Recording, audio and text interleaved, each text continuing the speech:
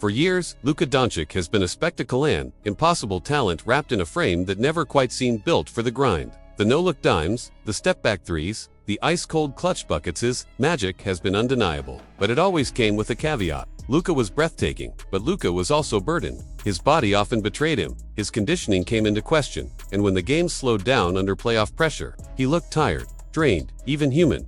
That narrative is gone. After the biggest transformation of the offseason, Luka stepped onto the floor again, and what the world saw wasn't just the same magician. This was Luka 2.0, sharper, faster, stronger, and more dangerous than ever before. EuroBasket 2025 became his proving ground, and from the first game, he looked like a man on a mission. Averaging nearly 35 points a night without even breaking a sweat, Luka reintroduced himself not as a star, but as the nightmare the rest of the league never wanted to see. It wasn't always guaranteed he'd get here. Last season was brutal. Luka got hurt. He got clowned. The trade from Dallas to Los Angeles brought pressure, but also skepticism. He was supposed to resurrect the Lakers, but instead he limped through the playoffs. Out of gas against Minnesota in the first round, looking slow, heavy, and a step behind. For a player used to silencing critics with highlight reels, the whispers were loud. Could he still be the face of a franchise? Could he carry the torch in a league overflowing with young stars? Luka answered the only way true greats do. He went back to the drawing board. While others vacationed, Luka locked himself in gyms and training facilities across Croatia and Slovenia. 2 workouts a day, a strict diet, intermittent fasting, protein-heavy regimens, and absolutely no excuses. Gluten-free, sugar cut out, every calorie accounted for. He shed the weight, built up his stamina, and stepped out with a new body. For the first time since his teenage debut, Luka looked like an athlete carved for the grind of 82 games in a long playoff run. The Lakers noticed immediately and committed $165 million to ensure their gamble was never wasted.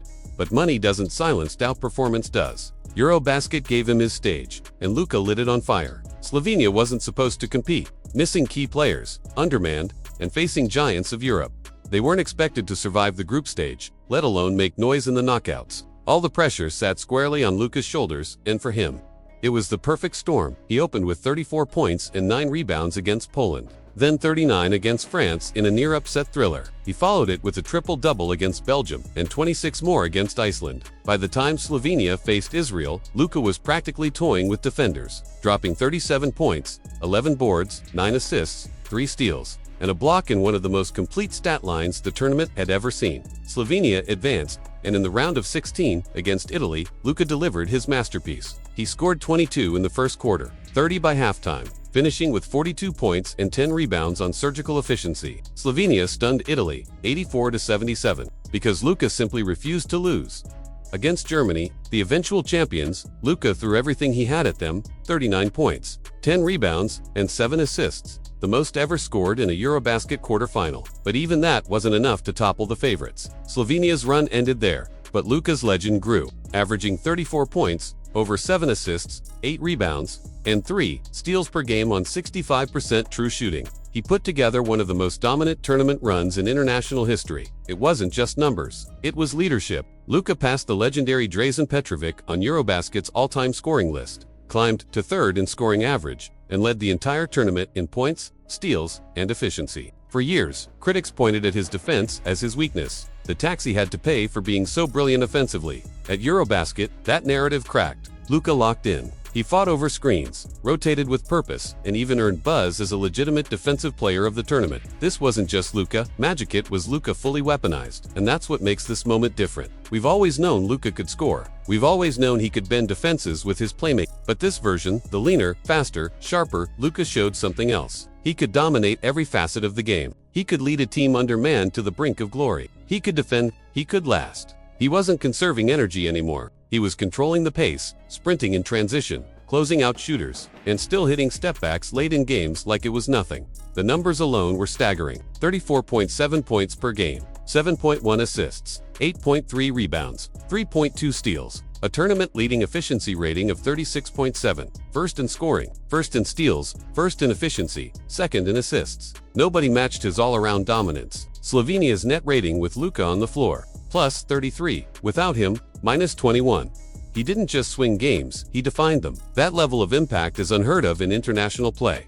And now, he brings all of that back to Los Angeles. With LeBron James nearing the end, the Lakers knew they needed a new cornerstone. Luka's EuroBasket run didn't just prove he was back, it proved he's ready to be that cornerstone right now. The Lakers' offseason only adds fuel to the fire. DeAndre Ayton finally gives them size and rim protection. Marcus Smart brings defense and playmaking. Austin Reeves offers a steady secondary creator. LeBron still commands gravity. Jared Vanderbilt brings length and hustle. Suddenly, Luka doesn't have to carry an entire team alone like he did in Dallas. He has weapons around him, teammates who space the floor, protect the paint, and relieve pressure. That changes everything.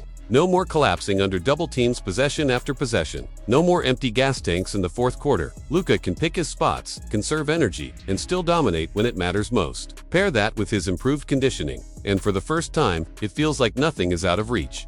This isn't just about the Lakers making the playoffs. This is about something bigger. Luka is entering what could be his first true MVP season. With EuroBasket as the opening act, the stage is set for him to take over the NBA in ways we've only glimpsed. For years, people said he wasn't disciplined enough, that his ceiling might be capped by his body. He's erased that doubt. Now the question is no longer if he'll be the best at win. Because, make no mistake, Luka Doncic is already brushing shoulders with history. He's only 26. He's rebuilt his body. He's motivated by failure, fueled by doubt, and carrying a chip on his shoulder the size of Dallas. And now he wears purple and gold. In LA, championships aren't optional, they're mandatory. Luka knows that. The world knows that. And for once, his conditioning and his supporting cast won't hold him back. The only thing left is to prove it. The irony is rich. Dallas gave up on Luka when he was at his lowest. They traded him before the transformation, before the rebirth. The Lakers didn't just land a superstar, they landed the fully realized version of one. Luka 2.0. Faster, stronger, hungrier.